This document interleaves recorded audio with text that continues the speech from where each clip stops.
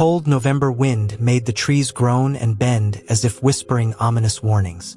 Dry leaves crunched under the boots of Officer James Turner as he advanced along the narrow trail. Beside him, Emma Carter scanned the dense woods, her breath quickening with tension. The call they had received described a chilling scene. A dog, tied up deep in the forest. "You need to get here fast." There was something unsettling about the voice on the phone. It wasn't just urgency, it was fear. James couldn't shake the feeling that this was more than just a routine call. Minutes passed, and the silence around them grew oppressive. Then, without warning, a bark echoed through the trees, sharp and strained. They both froze. "Did you hear that?" Emma whispered. James nodded, lifting his flashlight and sweeping the beam across the path ahead. The bark came again, louder this time, guiding them deeper into the woods. Soon they saw it, a shape barely visible through the tangled underbrush. As they approached, their eyes widened in shock. A large dog was tied tightly to a tree, his thin body trembling from exhaustion and cold. The dog's eyes locked onto theirs, filled with a mix of desperation and resilience. There was a strange, watchful intelligence behind his gaze. Who would do something like this? Emma muttered under her breath, horrified. James knelt cautiously beside the dog and began working on the thick ropes constricting its body. Despite his obvious suffering, the animal didn't resist. He stood still, his dark eyes never leaving James, as if he had seen worse and learned to endure.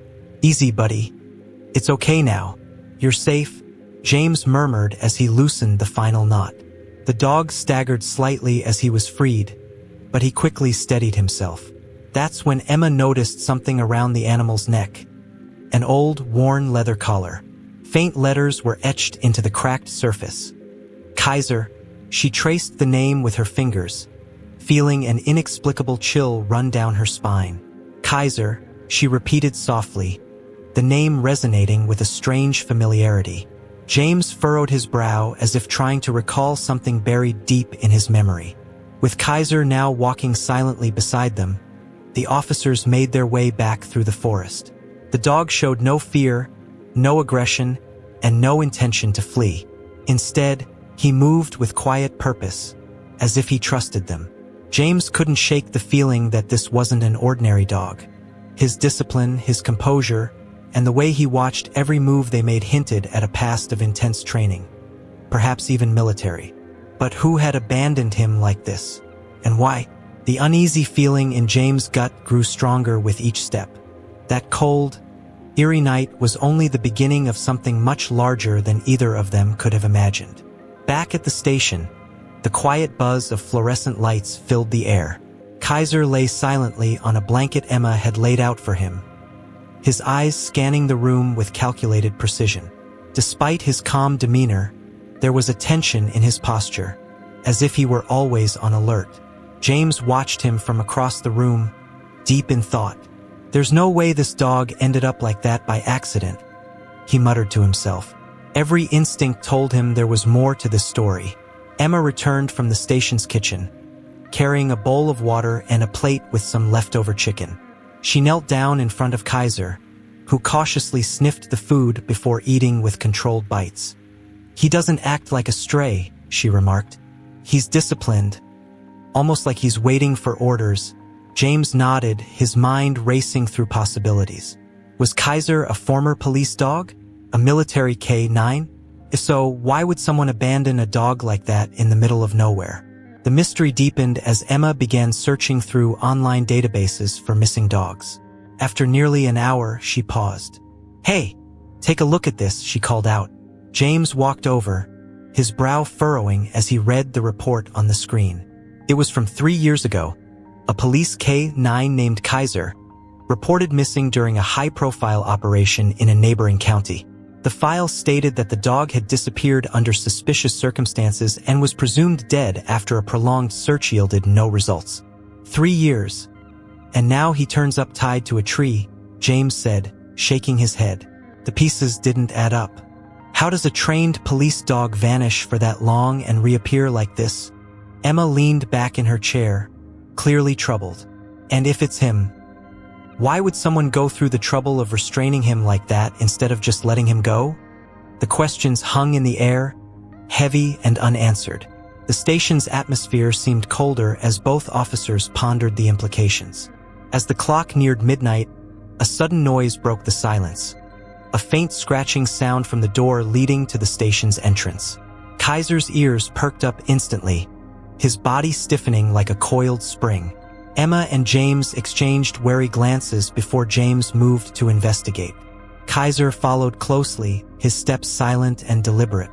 When James opened the door, there was no one there. Only the wind howled through the empty street outside. But something was off. Kaiser stood at the threshold, his gaze fixed on the darkness beyond. His posture spoke volumes. Danger was near. James scanned the empty street, the cold night air stinging his face. The town was silent, save for the faint rustling of tree branches swaying in the wind. Yet something didn't feel right. Kaiser remained frozen at the doorway, his eyes locked on the shadows at the edge of the street. The dog's rigid stance and low growl sent a chill through James. "You see something, buddy?" James whispered, his hand instinctively resting on the flashlight clipped to his belt. Emma stepped up beside them, her gaze shifting between Kaiser and the darkness. "What is it? You think someone's out there?" she asked softly. Before James could answer, Kaiser took a step forward, his senses on high alert. James followed, shining his flashlight across the street and down the deserted block. For a brief moment, he thought he saw movement, a faint silhouette slipping between two buildings. He tightened his grip on the flashlight. "Stay here," he ordered Emma, who opened her mouth to protest but thought better of it. James and Kaiser crossed the street, their steps muffled by the wind. The dog moved like a shadow, silent and controlled. They approached the narrow alley where James had seen the figure, the beam of light illuminating empty trash bins and a cracked brick wall. "Hello? Police?" James called out, his voice echoing off the walls. No response.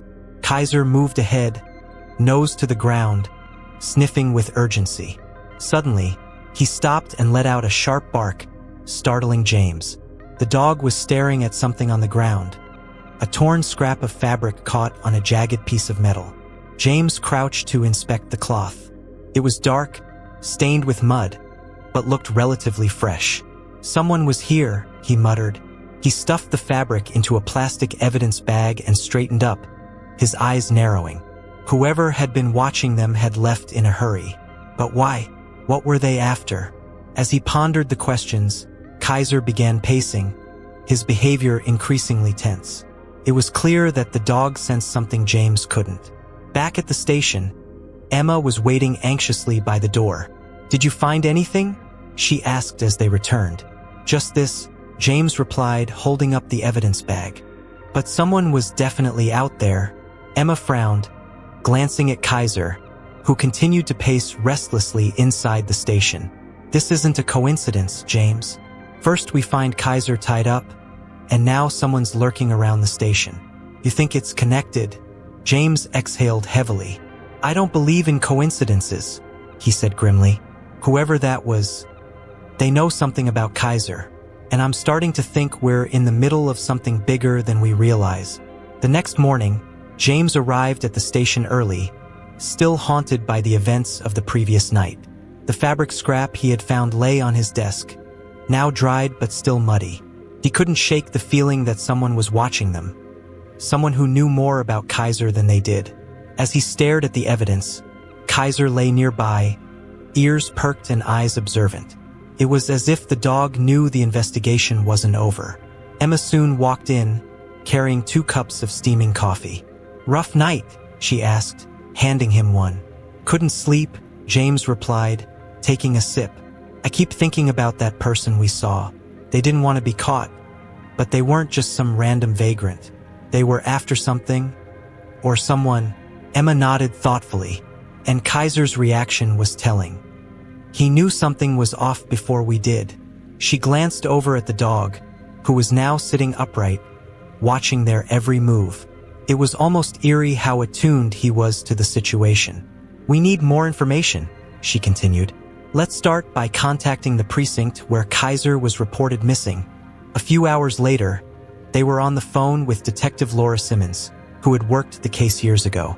"Kaiser," Simmons repeated, her voice cautious. "You're saying you found him alive?" Emma explained the circumstances of the discovery, including the condition in which they had found the dog. There was a pause on the other end of the line before Simmons finally spoke again. "That dog disappeared during one of our most dangerous operations.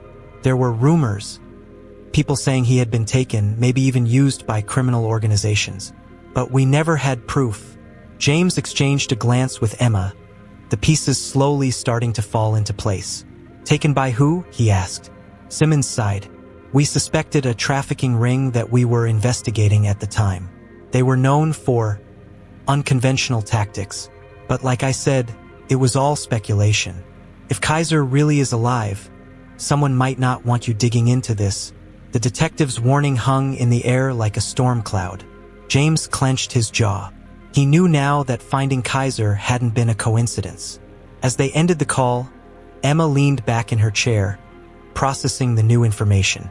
So Kaiser might have been stolen and trained for something else? If that's true, there could still be people out there looking for him. James nodded gravely. "And we just put ourselves on their radar." Kaiser, sensing the tension, stood and moved closer to James. His eyes locked on the officer as if to say, "I'm ready." "We need to be careful," James muttered. "This isn't just about a missing dog anymore. We've stepped into something dangerous. And whoever's behind this isn't finished yet." Later that evening, James and Emma decided to drive Kaiser to the outskirts of town for some air and to clear their heads. The station had become tense, as if invisible eyes were watching every corner. The woods stretched along a long, quiet road, and the fading sunlight cast eerie shadows over the landscape.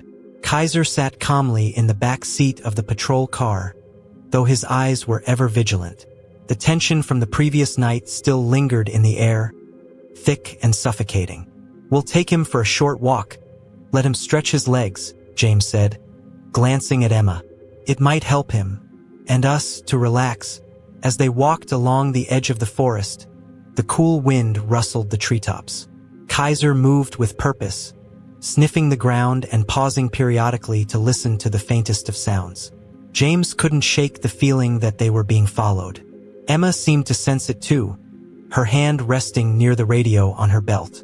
"You notice how quiet it is?" she asked, her voice low. James nodded. It wasn't just quiet, it was unnervingly still. No distant animal calls, no rustling of small creatures.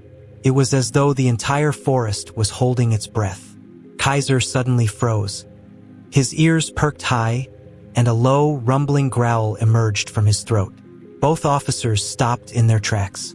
James followed the dog's gaze, aiming his flashlight toward the dense trees. The beam caught glimpses of shifting shadows, too far to distinguish clearly. "Who's out there?"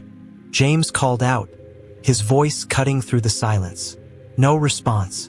The flashlight beam danced across tree trunks and underbrush, but nothing moved. Still, Kaiser didn't relax. His growl deepened, and the hair on his back stood on end. Emma drew her flashlight as well, scanning the opposite side of the road. "James, I don't like this," she murmured. "We're not alone." Just then, there was a distant but unmistakable sound. A snapping twig. James's instincts flared. "All right, back to the car," he ordered firmly. Kaiser hesitated, his body rigid, before finally following. The three of them retreated carefully, eyes scanning the darkness for any sign of movement. Each step they took back toward the vehicle felt heavier, as if the forest itself was trying to pull them deeper into its shadows. Reaching the car, James and Emma quickly secured Kaiser inside before getting in themselves.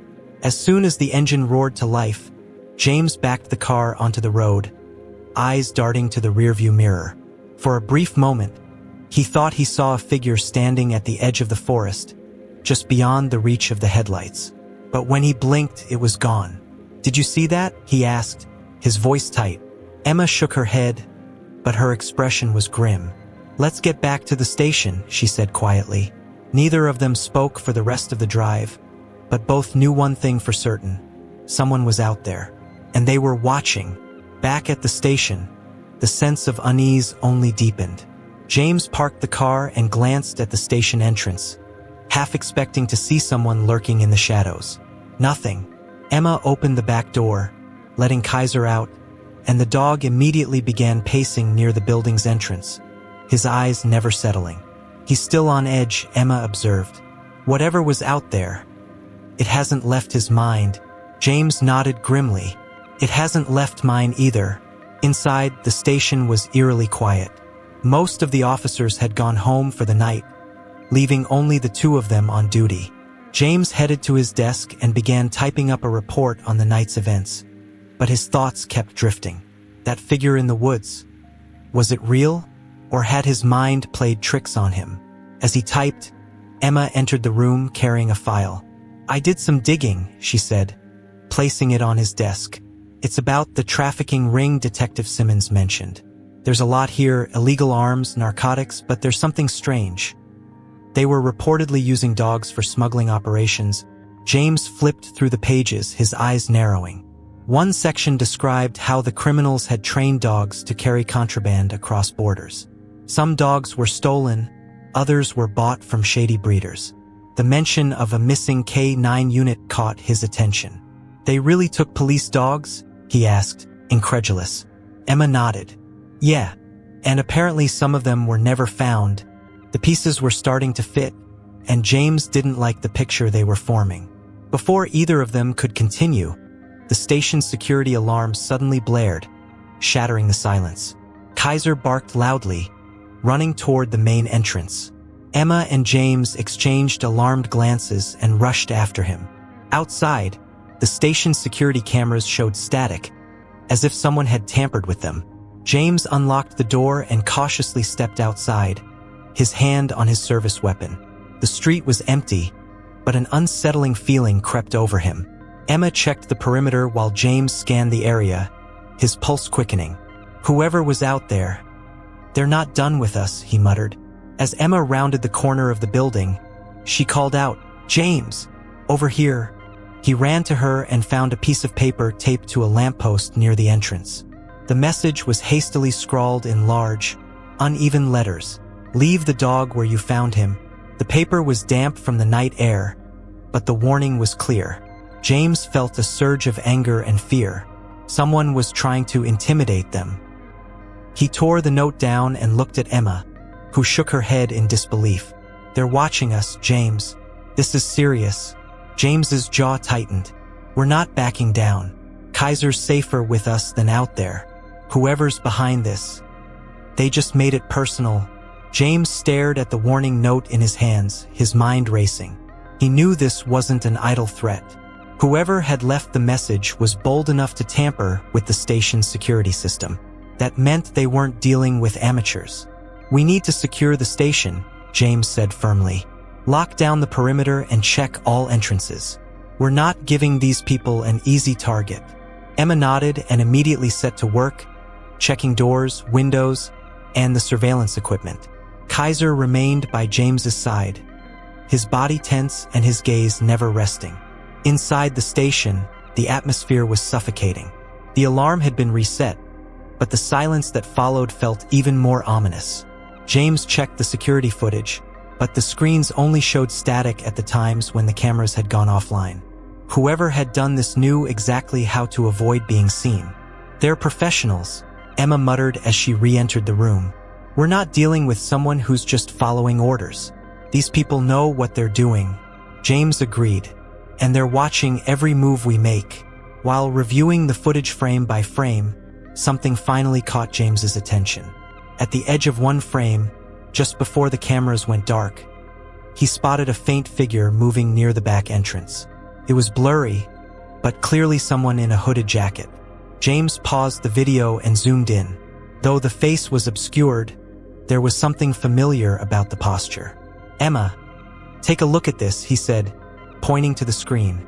Emma leaned in, narrowing her eyes. Could that be one of the traffickers Simmons mentioned? They might have been tracking Kaiser since the day he disappeared. The thought sent a shiver down James's spine. If that's true, they probably didn't expect us to find him, he said slowly. But now that we have, they want to make sure we stay out of their business. Emma crossed her arms, clearly frustrated. So what do we do? Call in backup? Simmons said this operation was dangerous. We might be out of our depth here. James shook his head. If we bring in more people, we risk Kaiser being taken again. We need to stay low and gather more information first. No one can know where he is until we figure out what's really going on. A loud bang from outside interrupted their conversation, followed by Kaiser barking fiercely. James and Emma ran to the station's entrance, weapons drawn. Kaiser was already at the door, growling with intensity. Another noise echoed from the alley beside the building. Footsteps, hurried and clumsy. They're trying to rattle us, James muttered. He opened the door slowly, stepping outside with Emma close behind. The alley was empty, but something glittered on the ground beneath the streetlight. A small metal object. James bent down to pick it up. A key, rusted and bent, with the initials DR engraved on it. They're leaving us clues, he whispered. Emma frowned, looking around. Or leading us into a trap. James turned the rusted key over in his hand. The initials DR staring back at him under the dim streetlight. Emma knelt beside him, her eyes narrowing in suspicion. DR? Any idea what that stands for? She asked. James shook his head slowly, his mind racing through possibilities. It could be a location, a person, or something tied to the old investigation. Either way, they wanted us to find it, he replied. Kaiser remained alert, his ears twitching at the faintest sounds around them. The tension in the air was electric, and James could feel that whoever was toying with them wasn't far away. Back inside the station, James and Emma sat in front of the computer, searching for any connection to the initials. Emma eventually found something: DR storage facility, an abandoned warehouse complex on the outskirts of town, previously used by a transport company that had gone bankrupt years earlier. James leaned forward, reading the report carefully. The warehouse had been investigated briefly during the operation where Kaiser had gone missing. No evidence had been found back then, but now it seemed too coincidental. This has to be it, James said, his voice low. It's where they want us to go. Emma crossed her arms and gave him a hard look. You're not thinking of going there alone, are you? James glanced at her, knowing what she was thinking. We don't have much of a choice. If we call for backup, they might scatter before we get close. This might be our only chance to catch them off guard. Emma sighed and nodded reluctantly. Fine, but I'm coming with you. If this place is tied to Kaiser's disappearance, it's not just about finding answers. It's about making sure they don't get their hands on him again. James agreed. We move fast, in and out. No risks. By midnight, the two officers were driving toward the storage facility, the patrol car's headlights cutting through the fog that had settled over the deserted roads. Kaiser lay in the back seat, occasionally lifting his head to peer out the window. As they approached the complex, the eerie silence returned, much like in the forest the night before. The warehouse loomed ahead, a series of crumbling buildings surrounded by rusting fences. This place looks like something out of a horror movie, Emma muttered, gripping her flashlight tightly. James parked the car a few yards away from the entrance and shut off the engine. Stay alert, he warned. They moved cautiously through the gates, flashlights sweeping across graffiti-covered walls and stacks of decaying crates. Kaiser led the way, his senses heightened. Suddenly, he stopped and growled, his eyes fixed on one of the larger buildings. Emma tensed, whispering, "You think they're inside?" James nodded. Only one way to find out. Slowly, they approached the building's entrance. The door was slightly ajar, creaking softly as the wind pushed it back and forth. James exchanged a glance with Emma, then drew his weapon. "This is it," he said quietly. "Whatever we're about to find in there. It's been waiting for us." The warehouse interior was suffocatingly dark and eerily quiet, with the faint sound of dripping water echoing in the distance. Dust hung in the air, illuminated by the narrow beams of their flashlights. James and Emma moved slowly, their footsteps muffled on the cracked concrete floor. Kaiser led the way, his growls low and steady, his body tense like a coiled spring. "This place is massive," Emma whispered. her eyes darting to the rows of rusted storage units and crumbling walls. They could be hiding anywhere. James scanned their surroundings, hyper-aware of every sound. Something about the atmosphere felt wrong, like they were being watched. "Keep your guard up," he muttered. As they advanced further into the building, a sudden noise shattered the silence. A loud clang, as if something metal had been dropped. Both officers froze. Kaiser's ears shot up, and he barked sharply, pulling ahead toward the source of the noise. "Wait!" James whispered harshly, but the dog was already moving, his instincts driving him forward. They followed quickly, turning a corner into a narrow corridor lined with old steel doors. The clanging sound echoed again, this time louder and closer. Emma raised her flashlight, illuminating the far end of the corridor. A shadow moved, slipping behind one of the doors. "Did you see that?" she asked, her voice trembling slightly. James nodded. "Someone's leading us deeper inside. It's a trap." They pressed forward cautiously, with Kaiser sniffing the ground and stopping at one particular door. The dog growled again, more fiercely this time. James tested the handle. It was locked. "Stand back," he said, motioning for Emma and Kaiser to step aside. With a swift kick, he forced the door open. The room beyond was cluttered with old equipment and crates, but what immediately drew their attention was a single spotlight aimed at the center of the space. Beneath the light lay a folded tarp, and underneath it, something James wasn't prepared for. Slowly, he pulled back the edge of the tarp to reveal a collection of items. Another rusted key, this one marked with K9 Ops, and several photographs of Kaiser during his police training. Emma gasped. They've been watching him all along, tracking him since the day he disappeared. James's hands tightened into fists. "They're playing games with us." Before they could process the discovery, a loud, mechanical click echoed from somewhere above them. The sound of a heavy metal door slamming shut reverberated through the building. "We need to move now," James shouted, his instincts flaring. Kaiser barked urgently, leading them back toward the corridor, but another door ahead slammed shut, trapping them in the maze-like structure. The lights flickered ominously, and the temperature seemed to drop. "They're closing us in," Emma said through gritted teeth. James looked around desperately. "There's gotta be another way out. We just need to stay ahead of them." Kaiser barked again, his senses locked on something neither of them could see. James's pulse pounded in his ears as the flickering lights dimmed almost entirely, leaving the corridor bathed in shadow. Kaiser's growls echoed in the confined space, his body positioned protectively in front of the officers. "They're trying to corner us," Emma said, her voice tight with fear. James gritted his teeth. "We're not going to let them. Follow Kaiser. He'll get us out of here."